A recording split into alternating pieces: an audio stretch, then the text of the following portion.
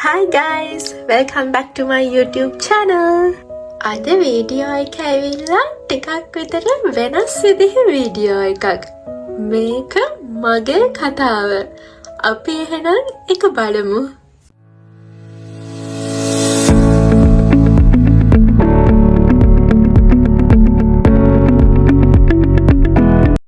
දන්නවද? ජපානයේ මගේ පළමු අවුරුද්ද අවසන් වෙන්නයි හදන්නේ.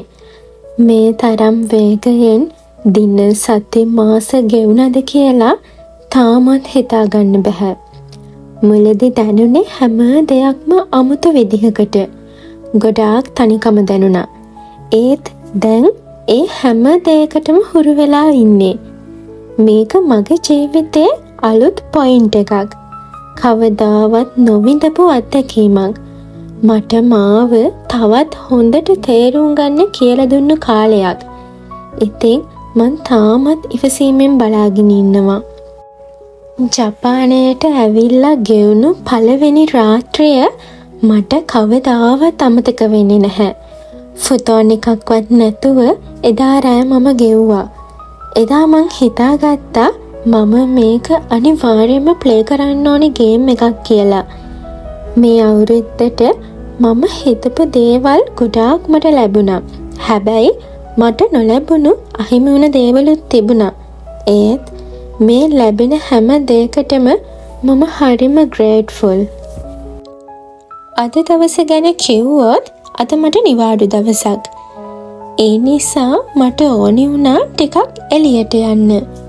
පුරුද්දක් විදිහට මං සාමාන්‍යයෙන් මට ලැබෙන හැම නිවාඩුවකටම වගේ කොහේ හරිම යන්න try කරනවා. මට ඕනි හැම වෙලේම මං වෙනුවෙන් වෙලාව දෙන්න. මම කලින්ම plan කරනවා ඊළඟ නිවාඩුවට යන්නේ කොහෙද කියලා.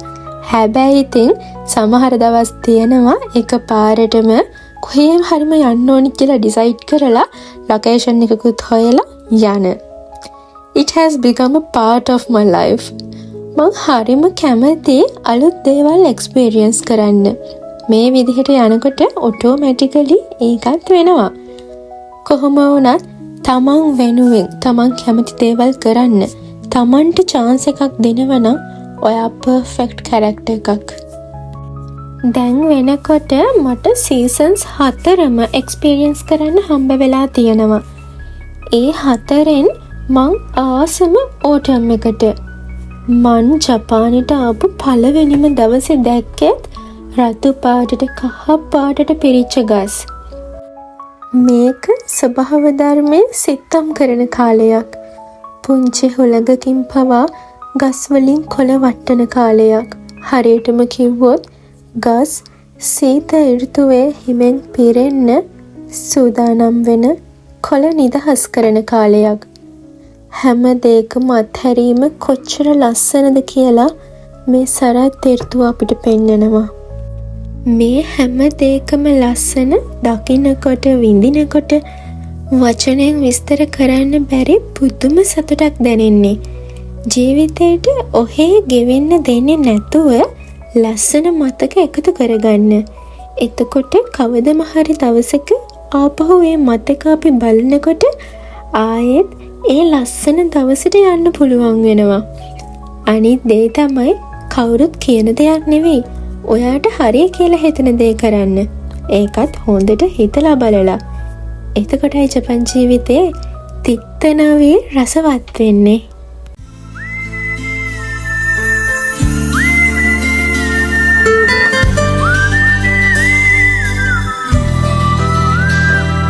පමාවි පිපුණු මල් සුවඳයි. Okay, now we are going to eat something. කෙනෙක් මගෙන් ඇහුවොත් ජපන් ආවට පස්සේ කොහොමද ජීවිතය ගැන දැනුනේ කියලා මට කියන්න තියෙන්නේ මෙච්චරයි. අවුරුදු ගාණක් මං විඳින්න බලන් හිටපු ජීවිතේ මේක. ඒ නිසා මේ ගෙවෙන ජීවිතයට මං හරිම කැමතියි. හැබැයි ඒ අතරත් පොඩි හිඩසක් තියෙනවා. අම්මගෙන් තාත්තගෙන් ලැබිච්ච ආදරේ, ඒගොල්ලන්ගෙන් අහපු බැනුම්, මල්ලිත් එක්ක වෙච්ච රණ්ඩු, නැන්දම්මයි ලේලි වගේ මගේ අම්මගේ තිබුණ රණ්ඩු. එතකොට අම්මා හදලා දෙන කෑම එක බෙදාගෙන ටීවී එක ඉස්සරහට වෙලා කාපු දවස්. තව 4 දෙනාම ගියපු ඩේ අවුට්ස්, සැලොන් යන්න, shopping කරන්න මල්ලිවත් හවුල් කරගෙන ගියපු දවස්. එතකොට වැදගත්ම දේ මගේ ළමයි වගේ ඉන්න මගේ බල්ලු ටිකයි පූසු ටිකයි. ඒ දේවල් මට මග ඇරුණා. හැබැයි අනිවාර්යයෙන්ම ආපහු එහෙම දවස් එනවා. අනිත් වැදගත්ම දේ තමයි වගකීම් එක්ක ජීවිතේ තනි වෙද්දී මල් වගේ තිබුණු හිත් ගල් වගේ හයි වෙනවා. ඒක මං තේරුම් ගත්තේ මගෙන්මයි. පොඩි කාලේ ඉඳන්ම මට තිබුණේ ආස කරපු හැමදේම ලැබිච්ච ජීවිතයක්. කවදාවත් කිසිම දෙයකින් මට අඩුවක් තිබුණේ නෑ. මට අඩුවක් දැනෙන්න දුන්නෙත් නෑ. හැබැයි මට තේරෙන කාලෙදී මට ඕනි වුණා මගේ දේවල් තනියම ගොඩනගා ගන්න. සමහර විට ඒක මං හැදිච්ච පරිසරය නිසා මට ලැබිච්ච දෙයක් වෙන්නේ නැති. මට ඕනි වුණා මගේ අම්මා වගේ පුදුම ශක්තියක් තියෙන උත්සාහවන්ත කෙනෙක් වෙන්න. තාමත් මම ඒකට try කරනවා. ඉතින් මට ඕනි වුණා කිලෝ 23ක බෑග් දෙකකට මගේ හැම දෙයක්ම පුරවගෙන මුලින් ඉඳන් ගොඩ නැගෙන්න. ඒ කොහොම වුණත් අම්මයි තාත්තයි මල්ලි නැත්තම් මේ ජීවිතේ මට හීනයක්. ගෙවුණු මේ අවුරුද්දේදී ඇති වෙනකන් hina වෙන්න, රණ්ඩු වෙන්න හම්බුණු කෙනෙක් තමයි මේ මගේ ඉස්සරහ වාඩි වෙලා ඉන්නේ. තවත් කෙනෙක් ඉන්නවා. එයා ගැන පස්සේ දවසක් කියන්නම්. මේ වගේ හවස්වරු බර ගානක අපි ඇති වෙනකන් කියව ඉන්න ඇති. මං කලින් කිව්වා වගේ මේ දේවල් ආපහු දවසක බලනකොට ඇත්තටම ලස්සන මතක. ඊළඟ අවුරුද්දේ මේ වගේ කාලෙකදී අපි කොහේ කොහොම මොන විදිහට ඉඳීද කියලා අපිවත් දන්නේ. ඒ වුණාට මේ විදිහට එකතු වෙන මතක හැමදාමත් අපි ළඟ තියෙනවා. සරත් ඍතුව අපිට කියලා දෙන ලොකුම පාඩම තමයි ගිලිහි යාම් පවා අපේ ජීවිත ලස්සන කරනවා කියන එක. ඉතින් අපි ළඟ ඉඳලා යන්න ගිය මිනිස්සු ගැන, නැති වුණු දේවල් ගැන තාමත් හිත ඉන්න එපා. ඒ දේවල් අමතක කරන්න. ගස්වල කොළ හැලිලා යනවා වගේ ඔයාගේ හිතේ දුකත් නැති වෙලා යාවේ අනිවාර්යෙන්ම. ඒ නිසා ජීවිතයට අත්හැරීමේ සතුට කියලා දෙන, හැරයාමේ දරා ගැනීම කියලා දෙන ඊළඟ සරත් ඍතුවටත් අනිවාර්යෙන්ම මම ලෑස්තියි.